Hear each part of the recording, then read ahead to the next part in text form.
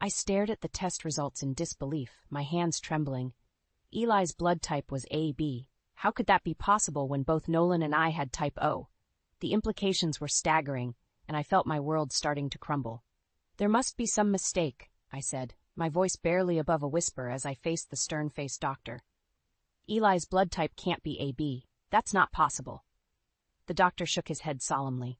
"I'm sorry, Mrs. Parker, but the tests were conclusive. Your son's blood type is definitely AB." I sank back into the chair, my mind racing. How could this be happening? Nolan and I had been together for over a decade, and Eli was the product of our loving marriage. Yet this medical anomaly threatened to shatter everything I thought I knew. Just then, the door burst open, and Nolan stormed in, his face twisted with rage. "What the hell is going on, Jenna?" he demanded, his eyes narrowing. "The nurse said Eli's in the ICU and that his blood type is AB?" I steeled myself, knowing I had to be honest, even if it meant facing Nolan's wrath. "Yes, that's right. The test results are conclusive. Eli's blood type is AB, which is impossible given our own blood types." Nolan's face turned beet red, and he slammed his fist against the wall, making me flinch. "Impossible? The only thing impossible here is that Eli is my son. You've been unfaithful, haven't you, Jenna?" "What? No, Nolan, that's not true," I protested, my heart racing. "I would never do that to you or to Eli. You have to believe me." He let out a harsh laugh, shaking his head. "Believe you? How can I, when the evidence is right in front of us? Eli's not my son, which means you've been lying to me all this time." Tears welled up in my eyes as I reached out to him, desperately trying to make him understand. "Nolan, please, you have to listen to me. I would never cheat on you. Eli is your son. I swear it. There must be some other explanation for this." But Nolan was having none of it. He backed away, his face contorted with a mixture of hurt and anger. "Save it, Jenna. I've heard enough. I'm going to get a DNA test, and then we'll see who the real father is. And if Eli's not mine, well, let's just say you better start planning your future without us." With that, he stormed out, leaving me shattered and alone, my world turned upside down. I had to find a way to prove my innocence and save my family, no matter what it took. As I sat there, the weight of the situation pressing down on me, I knew one thing for certain: my life would never be the same again. The tension between Nolan and me had been simmering for years, but I never imagined it would boil over in such a devastating way. As I sat in the hospital, my mind raced, trying to make sense of the chaos that had erupted. Nolan's accusation of infidelity stung like a slap in the face. After all we'd been through together, how could he so easily dismiss my loyalty and faithfulness? But I knew his outburst was fueled by more than just the revelation about Eli's blood type. I thought back to the early days of our marriage, when Nolan's overbearing mother, Marge, had made my life a living hell. She was never satisfied, always finding fault with everything I did. No matter how hard I tried to please her, it was never enough. Marge had passed away a year ago, but her lingering influence still seemed to haunt our relationship. Nolan had always been quick to side with his mother, even when she was clearly in the wrong. It was as if he couldn't see past her manipulations, and I often felt like an outsider in my own home. Now, with Eli's unexpected blood type, Nolan had found the perfect excuse to turn on me. I knew I had to fight back, to prove my innocence and protect my son. I decided to seek legal counsel, determined to navigate this treacherous situation with a clear head and a solid strategy. As I waited in the attorney's office, I couldn't help but reflect on the numerous times Nolan had threatened to take Eli away from me. "If you ever step out of line, Jenna, I'll make sure you never see that boy again," he'd growl, his eyes dark with menace. The thought of losing Eli was my greatest fear, and I knew I had to do whatever it took to keep him safe. When the attorney finally arrived, I laid out the entire situation, leaving no detail untouched. She listened intently, her brow furrowed in concentration. "This is a very serious situation, Mrs. Parker," she said, her voice grave. "With Eli's blood type not matching either of yours and your husband's volatile reaction, we're looking at a custody battle that could get ugly." I swallowed hard, steeling myself for the fight ahead. I'm prepared to do whatever it takes to protect my son and prove my innocence. Nolan's accusations are completely unfounded, and I won't let him take Eli away from me. The attorney nodded, a glimmer of respect in her eyes. "Good. We'll need to start gathering evidence." including your medical records and any documentation that could shed light on Nolan's family history. If there's a discrepancy there, it could be the key to unraveling this entire mess. I felt a surge of determination. I'm ready. Let's do this. As I left the attorney's office, I knew that the battle lines had been drawn. Nolan's threats and Marge's lingering influence had only fueled my resolve.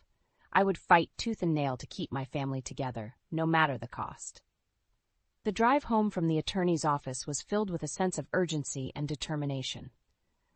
I knew that time was of the essence if I wanted to clear my name and keep Eli safe from Nolan's threats. As soon as I walked through the door, I headed straight to my home office, determined to start gathering the evidence I would need to build my case. I started by pulling up Eli's medical records, scrutinizing every detail, searching for any clues that could help explain the mysterious blood type discrepancy. But as I pored over the documents, I hit a wall. There was nothing out of the ordinary, no obvious explanations to be found. Frustrated, I decided to turn my attention to Nolan's family history, hoping that might shed some light on the situation. I began scouring through old family photos and documents, piecing together the puzzle of Nolan's past. It was then that I stumbled upon a curious letter, hidden away in the back of a desk drawer. The envelope was addressed to Nolan, but it had never been opened. My heart racing, I carefully tore it open, my eyes scanning the contents. What I read made my blood run cold. The letter was from Nolan's estranged aunt, Clara, and it contained a bombshell revelation. Nolan had been adopted as a child after being found abandoned. The details were sparse, but the implications were staggering. I quickly dialed Clara's number, my hands trembling. When she answered, I wasted no time in getting to the heart of the matter. "Clara, it's Jenna. I need to talk to you about Nolan. I found your letter, and I need to know the truth about his adoption." There was a long pause on the other end of the line, and I could almost feel Clara's hesitation. "Jenna, I knew this day would come," she finally said, her voice heavy with regret. "Nolan's adoption was always a closely guarded family secret. Marge made sure of that." I gripped the phone tighter, my heart pounding. "Then it's true? Nolan was adopted?" "Yes, it's true," Clara confirmed, her words laced with sadness. "Nolan was found abandoned as a baby, and my brother and sister-in-law Marge adopted him. They never told him the truth, and Marge made sure no one else in the family ever breathed a word of it." I felt a wave of nausea wash over me. If Nolan had been adopted, then that meant... Oh my God, Clara, Eli's blood type. It all makes sense now. "I'm so sorry, Jenna," Clara said, her voice barely above a whisper. "This is a terrible situation. I didn't know how to tell Nolan the truth, and now it's come to this." I took a deep, steadying breath, my mind racing with the implications of this revelation. "Clara, I need your help. I have to prove my innocence, and Nolan's adoption is the key. Will you testify to what you know?" There was a long pause, and then Clara's voice filled with resolve. "Yes, Jenna. I'll do whatever it takes to help you and Eli. This family has kept this secret for too long, and it's time the truth came out." As I hung up the phone, a glimmer of hope began to take root. With Clara's testimony and the evidence I'd gathered, I might just have a chance of proving my innocence and protecting my family. But the road ahead would be anything but easy. The drive to Clara's house was filled with a mixture of anticipation and dread. I knew that the information she possessed could be the key to unraveling this entire mess, but I also feared the fallout that might come from the truth being revealed. As I pulled into her driveway, I steeled myself, determined to get the answers I needed, no matter how difficult they might be. When Clara opened the door, the sadness in her eyes was palpable. "Thank you for coming, Jenna," she said, ushering me inside. "I know this isn't going to be easy, but I'm glad you reached out." We settled into the living room, the air thick with tension. I wasted no time in getting straight to the point. "Clara, I need you to tell me everything you know about Nolan's adoption. The truth could be the only thing that saves my family." She nodded solemnly, taking a deep breath before speaking. "It all started with my brother, Nolan's adoptive father. He and Marge had been trying for years to have a child, but it just never happened. Then one day, they found a baby abandoned in a park. That baby was Nolan." I felt a lump forming in my throat as Clara continued. "Marge was over the moon, of course. She saw it as a miracle, a second chance. But she was also terrified that the truth would come out, that Nolan would someday discover he was adopted. "So they kept it a secret?" I asked, my voice barely above a whisper. "Yes," Clara replied, her eyes filled with regret. "Marge made sure no one in the family ever breathed a word of it. She was convinced that if Nolan found out, he would be devastated and that it would ruin his life." I shook my head, the pieces of the puzzle finally falling into place. "But that's why Eli's blood type is AB, isn't it? Nolan's not his real father." Clara nodded solemnly. "I'm afraid so, Jenna. Nolan's true blood type is AB, which is why Eli's doesn't match yours or Nolan's. The secret has been buried for so long, and now it's threatening to tear your family apart." I felt a surge of anger, mixed with a deep sense of betrayal. All this time, Nolan has been accusing me of infidelity, when the truth is he's not even Eli's biological father. I clenched my fists, my eyes narrowing. "And Marge, she must have known. She's been tormenting me all these years, hasn't she?" Clara nodded solemnly. "I'm afraid so, Jenna. Marge was ruthless in her determination to keep this secret hidden. She saw you as a threat to her perfect little family, and she did everything she could to make your life miserable." I felt a wave of nausea wash over me, the gravity of the situation finally sinking in. This is unbelievable. Nolan has to know the truth. He deserves to know who he really is. Clara's eyes widened with alarm. "Jenna, I'm not sure that's a good idea. Nolan has always been unstable, and this revelation could push him over the edge. You need to be careful." I shook my head resolutely. "I don't care, Clara. I have to tell him. The truth is the only thing that can set us free from this nightmare." With that, I rose to my feet, determined to confront Nolan and finally put an end to his baseless accusations. I knew it wouldn't be easy, but I was willing to risk it all to protect my family and reclaim my own integrity. As I drove back home, my mind raced with the implications of what Clara had revealed. Nolan's true blood type, his secret adoption, it was all too much to process. But I knew I had to act quickly if I wanted to protect Eli and clear my name.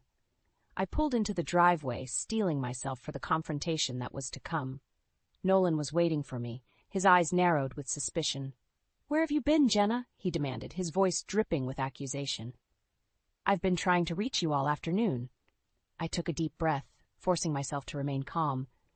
"I've been speaking with Clara, Nolan. There's something we need to discuss." He scoffed, his arms crossing over his chest. "Clara? What could that old bat possibly have to say that's worth my time?" "It's about you, Nolan," I said, my voice steady. "About your past, about the fact that you were adopted." The color drained from his face, and for a moment he seemed at a loss for words. "What are you talking about?" he finally managed, his voice barely above a whisper. "The truth, Nolan," I replied, my gaze unwavering. "Clara told me everything. How you were found abandoned as a baby, how your mother, Marge, made sure the family kept it a secret all these years." Nolan's eyes widened, a mix of shock and rage flickering across his features. "You're lying," he shouted, his fists clenching at his sides. "This is just another one of your pathetic attempts to turn me against my own family." I held up a hand, silencing him. "I'm not lying, Nolan, and I have proof, a letter from Clara confirming everything she told me." He stared at me, his chest heaving with each labored breath. No, this can't be happening," he muttered, shaking his head in disbelief. "But it is, Nolan," I said, my voice tinged with sympathy. "And it explains Eli's blood type. You're not his biological father."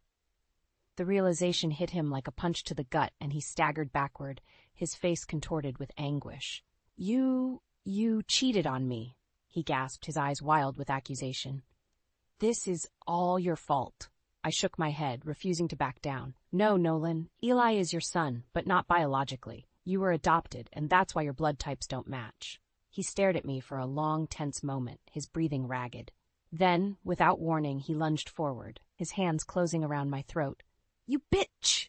he snarled, his grip tightening. "You're trying to take everything from me!" I clawed at his hands, gasping for air, my heart pounding in my ears.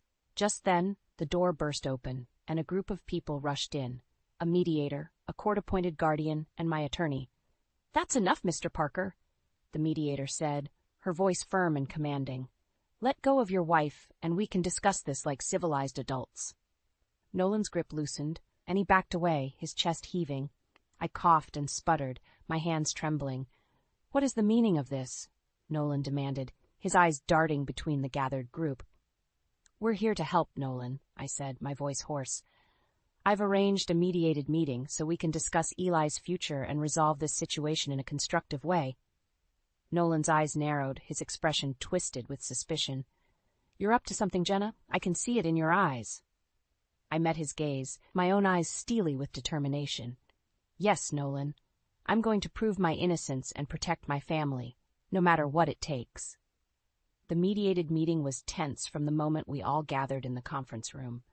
Nolan sat across from me, his arms crossed over his chest, his eyes narrowed with suspicion. The mediator, a seasoned family counselor, introduced herself and set the tone for the proceedings. All right, let's start by getting everything out in the open, she said, her voice calm and measured.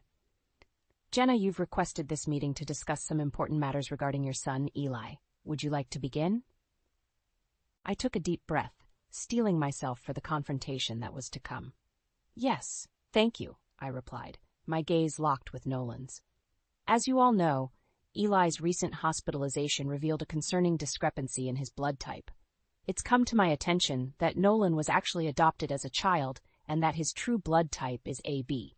Nolan's face drained of color, and he shot to his feet, his chair clattering to the floor behind him. This is outrageous, he shouted, slamming his fist on the table. Jenna is lying, trying to twist the truth to suit her own agenda. The mediator raised a hand, her expression stern. Mr. Parker, please sit down and allow Jenna to continue. We're here to have a constructive dialogue, not hurl accusations. Nolan reluctantly complied, his jaw clenched tightly, his eyes smoldering with rage. Jenna, please go on, the mediator prompted. I took another deep breath, my gaze unwavering. Nolan's aunt, Clara, has confirmed that Nolan was indeed adopted as a baby, and that his blood type is AB. This explains why Eli's blood type doesn't match either of ours. Nolan is not Eli's biological father. The room fell silent, the weight of my words hanging in the air. Nolan's face was a mask of anguish and disbelief, his hands trembling. No, this can't be true, he stammered, his voice breaking. You're trying to destroy me, Jenna. You've always hated my family, and now you're using this to take Eli away from me. The mediator held up a hand, her expression sympathetic. Mr. Parker, I understand this must be a difficult revelation, but we need to remain focused on finding a resolution that is in the best interest of your son. Nolan shook his head vehemently, his eyes wild. Best interest? Jenna's the one who's betrayed me, betrayed our family. She's been unfaithful, and now she's trying to take Eli away. I felt a surge of anger and frustration. Nolan, I've never been unfaithful to you. Eli is your son, just not biologically.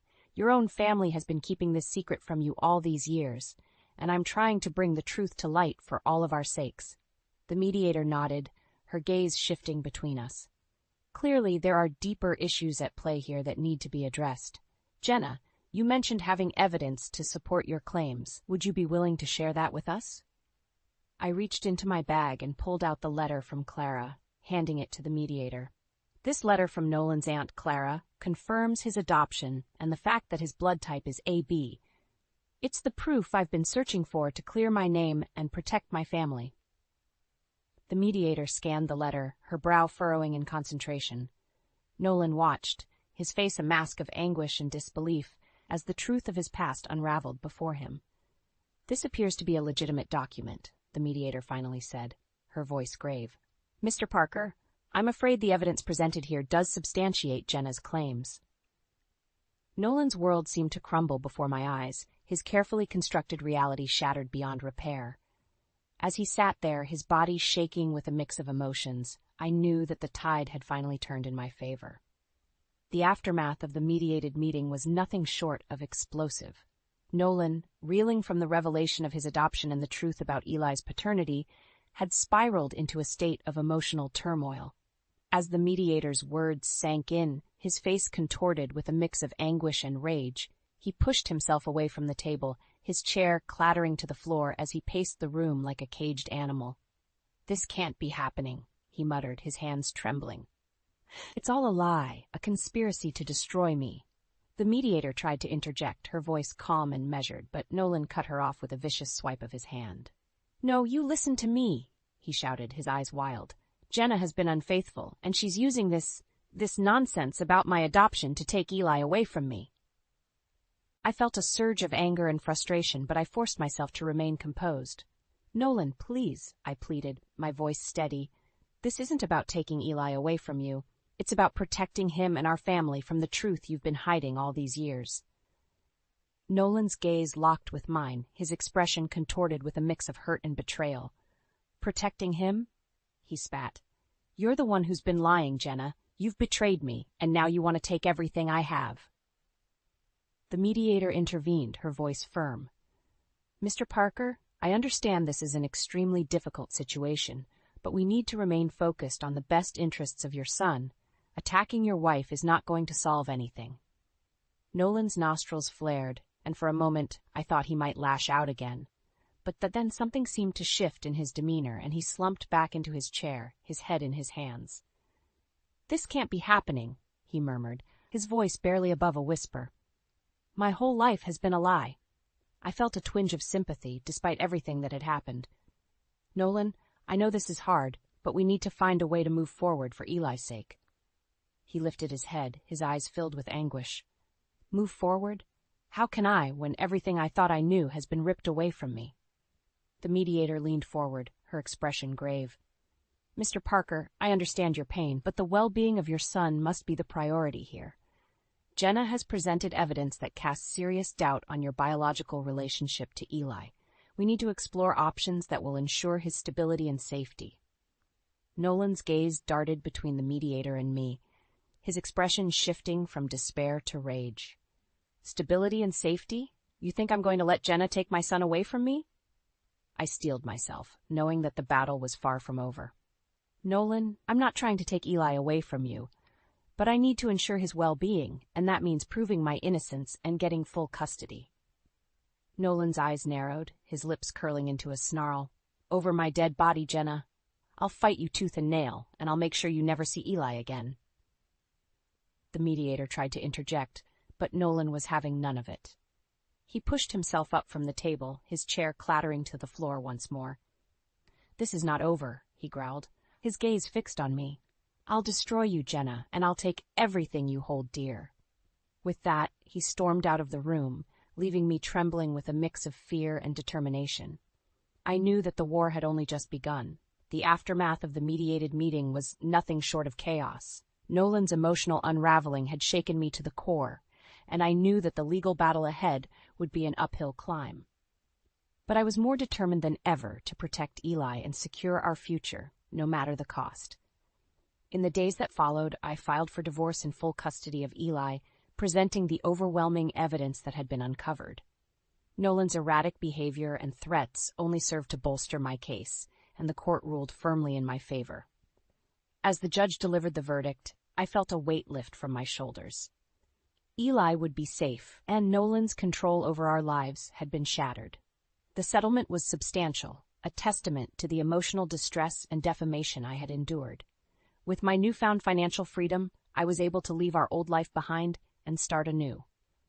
I found a cozy little house not too far from Eli's school and set about creating a peaceful, nurturing environment for him. My family and friends rallied around us, offering their unwavering support and love. Eli, bless his heart, had weathered the storm with remarkable resilience. He seemed to sense the change in the air, the newfound sense of security and stability that enveloped us. Gone were the tense, uneasy silences that had once permeated our home, replaced by the sound of Eli's laughter and the gentle hum of our daily routines. As for Nolan, he had become a shadow of his former self. Stripped of his business and his financial resources, he struggled to find his footing. Attempts to reconcile with Eli were met with fierce resistance, and Jenna's pleas for visitation rights were repeatedly denied. I couldn't help but feel a pang of sympathy for the man I had once loved, but any trace of that emotion was quickly drowned out by the memories of his cruelty and the trauma he had inflicted. He had chosen his path, and now he had to live with the consequences. In the weeks that followed, Eli and I began to heal, finding solace in the simple joys of our new life. We would spend lazy afternoons in the park, Eli's laughter ringing out as he chased after butterflies. At night, we would curl up on the couch, sharing stories and dreams, our bond growing stronger with each passing day. Slowly but surely, the wounds of the past began to mend, and a sense of hope and possibility took root in my heart. I knew that the road ahead would not be an easy one, but with Eli by my side and the support of my loved ones, I felt an unwavering determination to build a future filled with love, security, and the promise of a fresh start. As I tucked Eli into bed one night, his eyes sparkling with contentment, I couldn't help but smile. We had weathered the storm, and we had emerged stronger for it. Whatever challenges lay ahead, I knew that we would face them together, united in our resilience and our unwavering love. I sat quietly beside the bed, watching Emily, my wife, as she rested. She was overdue, and each day seemed to stretch endlessly, a quiet anticipation hanging in the air. "Emily," I whispered, brushing a strand of hair from her forehead. She stirred, her eyes slowly opening. "How long have you been sitting there?" she asked, her voice tinged with sleep. "Long enough to remember why I fell in love with you," I replied, trying to infuse some lightness into the moment. She smiled, but it was shadowed with unease. "I just wish Margaret would let us have these last few days to ourselves," she said, a hint of frustration in her tone. Margaret, my mother-in-law, had always been a thorn in our side, particularly for Emily. I had witnessed her harsh treatment and unkind words towards Emily over the years, each incident casting a long shadow over our lives. "I spoke to her yesterday," I said, recalling the difficult conversation. "Told her we needed space, especially with the baby coming. The midwife was clear about the stress being bad for both of you." Emily's expression tightened. "And how did she take it?" "About as well as you'd expect. But I was firm. This time is about us, our new family." Her hand found mine, her grip tight. "Thank you," she said, her eyes moist. "I just can't handle her right now, not with the baby so close."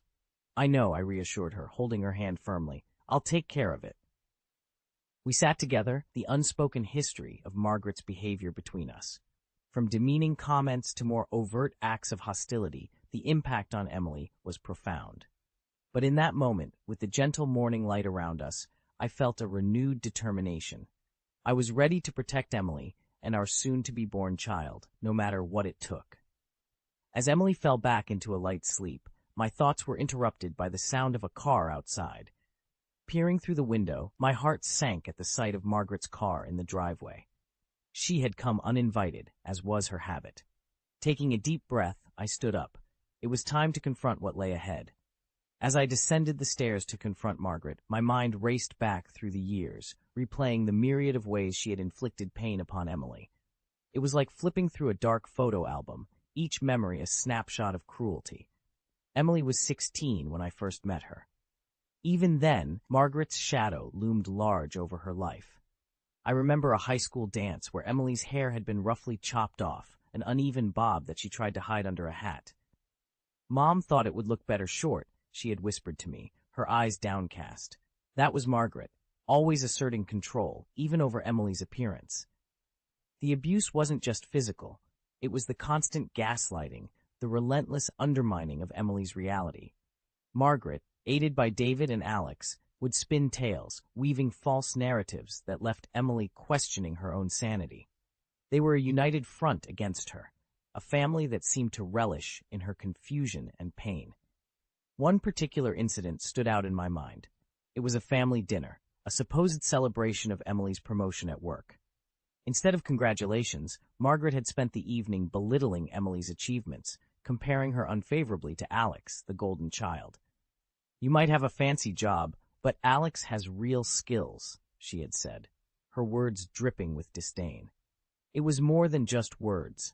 There were the unannounced visits, the unwanted gifts that felt more like invasions, the blatant disrespect of our space and privacy. They would sneak into our house when we were out, going through our things, leaving a trail of discomfort and unease in their wake. Their treatment of Alex was a stark contrast. Nearly 40, he lived a life devoid of responsibility or consequences, his every need catered to by Margaret. He was a bully, both physically and verbally abusive, not just to Emily, but to his own parents. Yet, in Margaret's eyes, he could do no wrong. These memories fueled my resolve as I opened the front door. Margaret stood there, her expression one of feigned concern. "Margaret," I greeted her, my tone measured. "What brings you here today?" I just wanted to see how Emily is doing. You know, with the baby coming and all, she said, her voice dripping with insincerity. I've told you, Emily needs rest and space. Your visits are stressing her out. Margaret's face twisted into a scowl. I'm her mother. I have every right to be here. Not when your presence is harmful. We've discussed this, I said, standing firm. She huffed, her eyes flashing with anger. You're keeping me from my daughter and my grandchild. I'm protecting my family, Margaret. That's my right. As she turned and stormed off, I knew this was far from over. But for now, I had drawn a line, one that I hoped would shield Emily and our child from the shadows of her family's past. The days following my confrontation with Margaret were tense, filled with a silence that was both welcome and foreboding. Emily, sensing the undercurrents, often asked if everything was all right. Each time I assured her it was, not wanting to add to her stress. But the truth was, things were far from all right. I couldn't shake the feeling that we were on the edge of something inevitable and potentially explosive. Margaret's visits had stopped, but her presence loomed like a dark cloud over our home. One afternoon, while Emily rested upstairs, I heard a knock at the door. Bracing myself for another round with Margaret, I was surprised to find David standing there, his eyes downcast.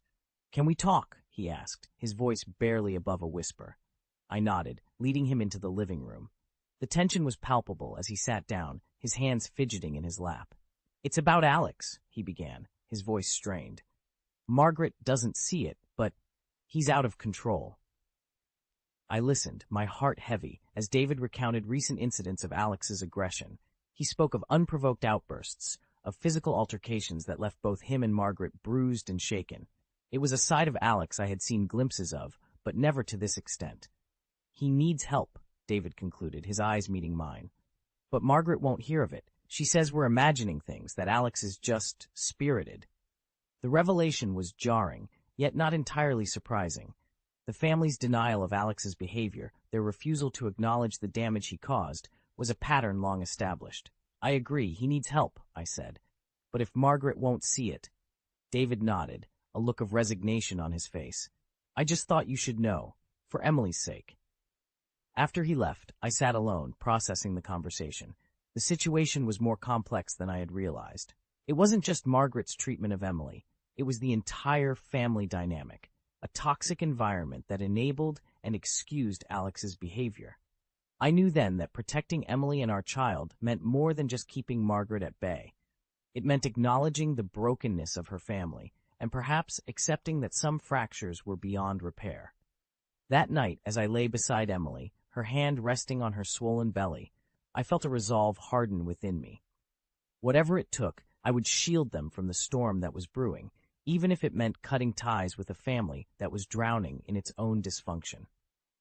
In the days that followed the family gathering, Emily and I talked long into the nights, unraveling the years of manipulation and control exerted by her family. It was a painful process, each conversation unearthing more of the buried trauma she had endured. One evening, as we sat in the living room, Emily's phone buzzed with a message. It was from her cousin, someone we rarely heard from. The text was brief but jarring. Heard what happened at the dinner. I'm sorry. You deserve better. This simple message from an unexpected source was like a small crack in a dam, and slowly the truth began to seep through. Over the next few days, more messages arrived, each one shedding light on the false narratives that Margaret and her family had spun about us. We always wondered why you seemed so distant at family events, one read. I heard your mom talking about how difficult you were, but it never added up, said another. Each message was a revelation, peeling back the layers of deceit we had been enmeshed in. It became increasingly clear that Margaret's influence extended far beyond what we had imagined, tainting our relationships and reputation within the wider family. The most damning revelation came from an unexpected source. David, in a rare moment of candor, confided in me about the extent of Alex's hold over the family. He's threatened us, you know, David admitted, his voice barely above a whisper. If we don't do as he says, he becomes violent. We're afraid of him. This confession was a chilling insight into the dysfunction at the heart of Emily's family. Alex, enabled and protected by Margaret, had become a tyrant in his own home, his actions unchecked and excused. As these truths came to light, Emily's resolve hardened. "We can't be part of this anymore," she said one night, her voice steady despite the tears in her eyes. "It's not just about us now, it's about our child. I won't let them grow up in the shadow of this madness." I held her close, my own emotions a tumult of anger, sadness, and protective fierceness. "We'll start anew," I promised. "We'll build our own family, free from all this." The decision to cut ties with her family was not an easy one for Emily, but it was necessary. We began the process of disentangling our lives from theirs, each step a move towards freedom and healing. As we prepared for the birth of our child, I felt a weight lifting from our shoulders. We were stepping out of the shadows into a future we would shape on our own terms. The day our child was born was a day of mixed emotions. As I held our baby for the first time, looking into those innocent eyes, I felt a surge of love and protectiveness unlike anything I had ever known. But lurking in the back of my mind was the knowledge of the confrontation that awaited us. Emily, exhausted but radiant, cradled our baby gently. "We did it," she whispered, her eyes shining with tears. "We have our family now." I nodded, my heart swelling with pride and love. But as we basked in the joy of our new arrival, I couldn't shake the feeling of impending conflict. Margaret had made it clear she expected to be a part of our child's life, but after everything, that was impossible. In the days that followed, as we adjusted to our new life, the reality of our situation became increasingly clear. Margaret's attempts to insert herself into our lives intensified. She called repeatedly, each message a mix of sweet talk and veiled threats. The final straw came one afternoon when we found a pile of gifts outside our door, all from Margaret. Among them was a note, "To my grandchild, who I will see, no matter what." That night, Emily and I sat down and made the decision. We would go completely no contact with her family. It was the only way to protect our child and ourselves from the cycle of abuse and manipulation. The process was painful, filled with legal consultations and emotional discussions. But with each step, I felt a sense of liberation, as if we were shedding the weight of years of oppression.